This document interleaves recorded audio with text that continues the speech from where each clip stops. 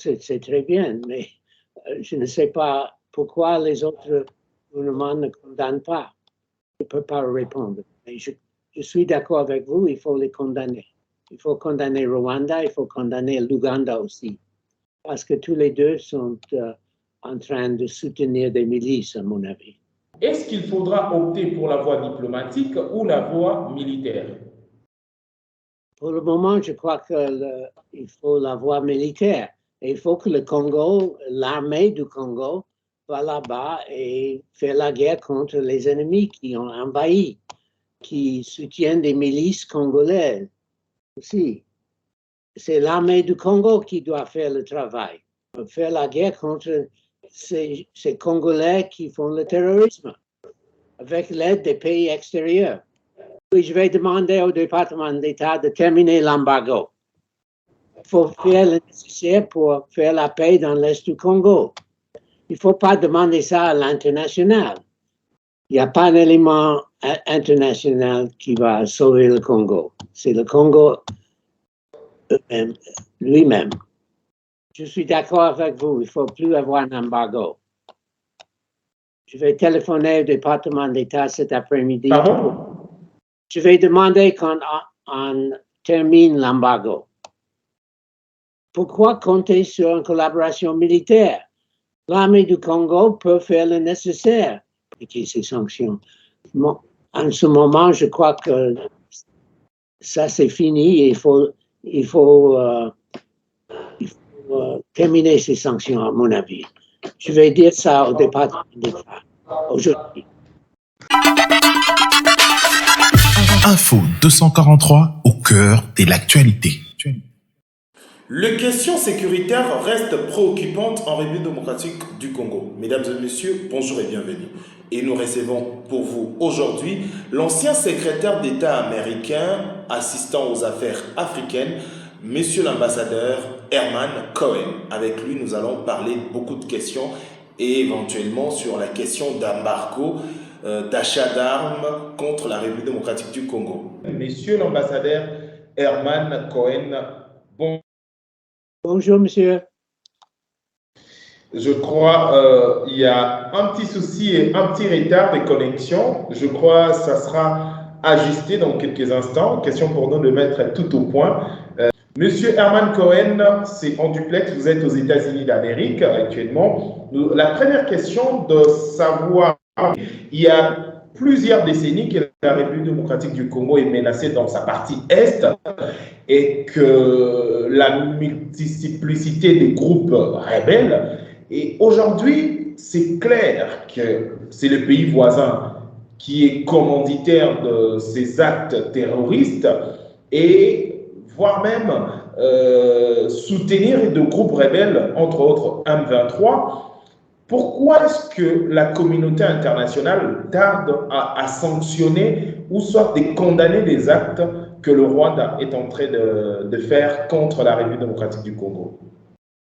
Écoutez, je ne peux pas parler pour la communauté internationale. Je ne suis pas dans un gouvernement, mais je crois qu'il y a une force militaire de l'ONU là-bas qui a comme mission de faire la paix dans l'Est. Je crois que ça, c'est la réponse de la communauté internationale. Condamner, qu'est-ce que ça donne, condamner? Il faut faire la paix et je crois que l'ONU est là-bas pour faire la paix. Les éléments de MONUSCO sont ici en RDC, mais rien ne change. Pourquoi pas changer cette fois-ci la philosophie? Hier, c'était des groupes rebelles, mais aujourd'hui, on parle de terroristes. Le monde entier condamne le terrorisme. Pourquoi est-ce qu'on n'arrive pas à condamner le Rwanda? Je ne sais pas, parce qu'il y a plusieurs pays, il n'y a pas seulement le Rwanda sur l'autre côté de la frontière, l'Ouganda, il y a le Soudan. Qui est responsable? Moi, je ne sais pas. Donc, je ne peux pas parler pour les gouvernements. Mais clairement, c'est le Rwanda. Il faut condamner. Le communiqué de FARDC, ils ont dit clairement c'est le Rwanda. Ils ont pointé du doigt au Rwanda et l'Ouganda. Bon, c'est très bien, mais je ne sais pas pourquoi les autres gouvernements ne condamnent pas. Je ne peux pas répondre. Mais je je suis d'accord avec vous, il faut les condamner. Il faut condamner Rwanda, il faut condamner l'Ouganda aussi.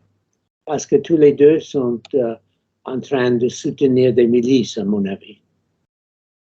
Rwanda et l'Ouganda soutiennent des milices dans l'Est du Congo, à mon avis. Si nous devons nous inscrire dans cette logique et avoir votre point de vue, et quelle méthode faudra mettre en place? Parce que vous connaissez la République démocratique du Congo pour avoir travaillé pendant longtemps en tant que secrétaire d'État américain en charge des questions africaines. Quelle méthode faudra mettre en place pour éradiquer cette guerre qui ne dit pas son nom? Est-ce qu'il faudra opter pour la voie diplomatique ou la voie militaire? Pour le moment, je crois qu'il faut la voie militaire. Et il faut que le Congo, l'armée du Congo, va là-bas et fait la guerre contre les ennemis qui ont envahi, qui soutiennent des milices congolaises aussi. C'est l'armée du Congo qui doit faire le travail. Je ne comprends pas pourquoi l'armée du Congo est si faible. Il faut faire le travail nécessaire pour faire la guerre contre ces Congolais qui font le terrorisme avec l'aide des pays extérieurs. Il faudra faire la guerre, donc il faudra déclarer la guerre directement au Rwanda et l'Ouganda que vous aviez certainement indiqué tout à l'heure comme commanditaire de crimes et de soutien au terrorisme. Non, je n'ai pas dit qu'il faut faire la guerre contre Rwanda et Ouganda. Il faut faire la guerre contre les Congolais qui font du terrorisme à l'Est. Sont des pour la loi, il faut les mettre en prison, ces gens-là, ces Congolais. Il faut que l'armée du Congo fasse la guerre contre ces Congolais qui font le terrorisme dans l'Est du Congo. L'Afrique, depuis un moment donné, vous aviez d'ailleurs dit que vous aimez beaucoup l'Afrique et vous suivez de près ce qui se passe en Afrique. Monsieur Herman Cohen, en RDC, est-ce qu'il y a une complicité ou soit ce sont des éléments extérieurs ou soit qu'il y a une question de trahison interne et externe? Je ne sais pas, je ne peux pas répondre. Je n'ai pas les renseignements nécessaires. Parce que vous avez dit qu'il faudra condamner les personnes, vous avez dit qu'il faudra condamner les personnes qui sont impliquées dans cette affaire. Vous aviez certainement dit que ce sont des Congolais qui sont ici. Condamner, ça ne fait rien. Il faut faire la guerre, la police contre les Congolais qui sont en train de faire du terrorisme interne au Congo. Il faut que l'armée du Congo fasse le nécessaire. Pourquoi l'armée du Congo n'a pas la capacité de faire son travail? C'est ça que je demande. Faites votre travail, armée congolaise. Il faut répéter la question, vous étiez bloqué. C'est difficile à dire, mais comme j'ai dit tout à l'heure, il faut que l'armée du Congo fasse son travail. Je ne vois pas que l'armée fait son travail dans l'Est du Congo. Il faut faire le nécessaire pour éradiquer ces rebelles, ou les arrêter, mettre en prison. Qu'est-ce que l'armée fait? L'armée est payée pour faire quoi? C'est l'armée du Congo. Quand vous dites il ne faut pas demander à l'international, donc la République démocratique du Congo ne peut pas compter sur une collaboration militaire? Je ne sais pas, mais pourquoi compter sur une collaboration militaire? L'armée du Congo peut faire le nécessaire. Pourquoi demander à l'extérieur tout le temps? Pourquoi? Il faut faire le nécessaire à l'intérieur sans l'aide internationale. Pourquoi demander la coopération extérieure? Ils ont la capacité de faire le travail eux-mêmes. Ils n'ont pas besoin de coopération extérieure. Non, je ne suis pas d'accord. L'armée du Congo doit faire le travail nécessaire sans l'aide de l'extérieur. Ils ont la capacité. Faites votre travail, l'armée du Congo. je ne vois pas comment les extérieurs ont affaibli l'armée congolaise. Qu'est-ce que ça veut dire, ça? Personne ne peut affaiblir de l'extérieur l'armée congolaise. Le Congo est indépendant, ils ont leur armée. Il n'y a pas d'élément extérieur pour affaiblir. C'est ridicule de dire ça. Je ne vois pas un élément extérieur dans l'affaiblissement de l'armée du Congo. C'est ridicule de dire ça. Le Congo est un pays indépendant. Ils ont une armée. Il faut que l'armée soit bien équipée et bien dirigée, bien, avec des officiers bien éduqués et formés. Il n'y a pas d'élément extérieur là-dedans. Je ne comprends pas. Le Congo est un grand pays. Le Congo est un pays très riche avec beaucoup de minerais. Il faut mettre l'argent disponible pour l'armée, faire le nécessaire. Il n'y a pas un élément international qui va sauver le Congo. C'est le Congo lui-même. L'accord de Nairobi, vous avez suivi certainement le président actuellement d'ailleurs, ils sont en réunion en Nairobi. Est-ce qu'il faudra attendre quelque chose des accords de Nairobi? Peut-être.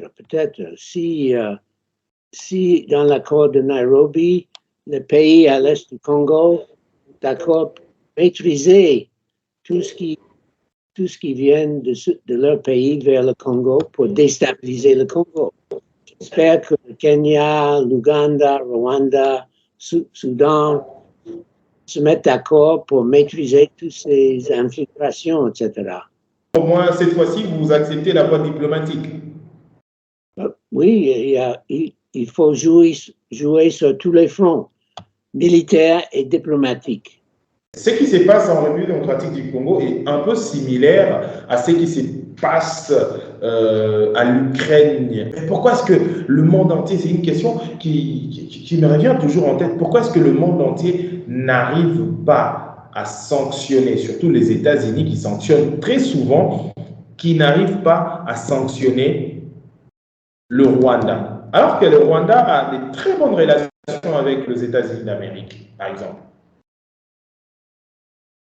Oui.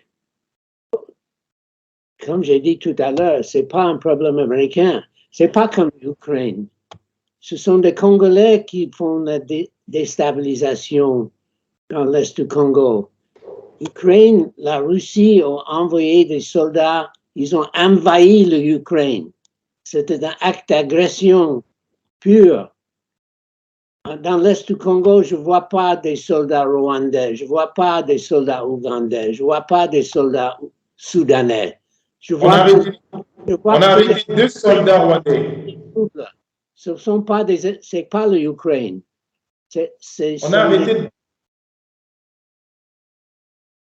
sur le Congolais. Également, l'autre fois, l'armée congolaise dénonçait la présence de 500 militaires. Pourquoi est-ce qu'il n'y a pas de condamnation? Je ne sais pas, je ne peux pas répondre. Je ne suis pas dans le gouvernement. Mais je dis encore une fois, ce n'est pas un problème de l'extérieur comme les Russes qui ont envahi l'Ukraine. C'est un acte d'agression pure. Là-bas, ce sont des gens qui font l'instabilité dans l'Est du Congo, ce sont les Congolais. Ce ne sont pas des gens de l'extérieur qui ont envahi. Donc, il faut arrêter ces Congolais, des traîtres au pays. Ce n'est pas la même chose que l'Ukraine. Sanction, une question également ayant trait à la diplomatie. Je rappelle aux gens qui nous suivent, qui nous ont pris en cours, vous êtes l'ancien secrétaire d'État américain en charge des questions africaines, monsieur l'ambassadeur Herman Cohen. Pourquoi l'embargo d'achat d'armes contre la République démocratique du Congo continue à peser jusqu'à nos jours? Moi, je ne suis pas d'accord avec ça. Il faut lever ces sanctions. Je crois que ces sanctions étaient appliquées à une époque quand l'armée du Congo faisait des mauvaises choses contre le peuple congolais. Il y avait des problèmes de droits de l'homme. Et l'armée du Congo était très répressive contre les Congolais. C'est pourquoi ils ont. Je crois que on doit terminer cet embargo. À l'époque, il y avait un problème de l'armée congolaise qui a fait des violations de droits de l'homme contre les Congolais. C'est pourquoi il y avait un embargo. Maintenant, c'est terminé. Je crois que le président Tshisekedi a fait une bonne discipline dans l'armée et maintenant, le vrai problème sont des ennemis extérieurs. Donc, il ne faut plus avoir un embargo. Mais la République démocratique du Congo, il y a 3 ans que le régime a complètement changé et qu'il y a un nouveau président.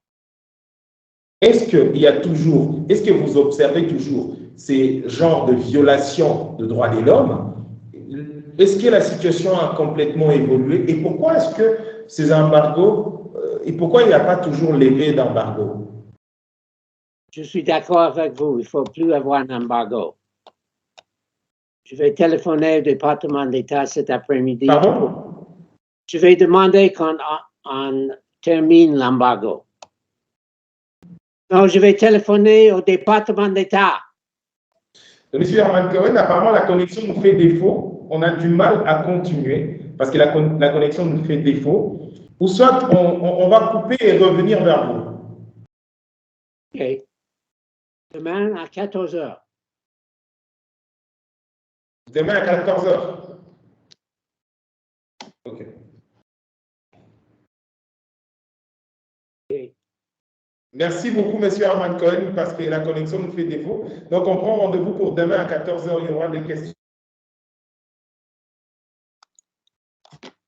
Là, la connexion nous fait défaut.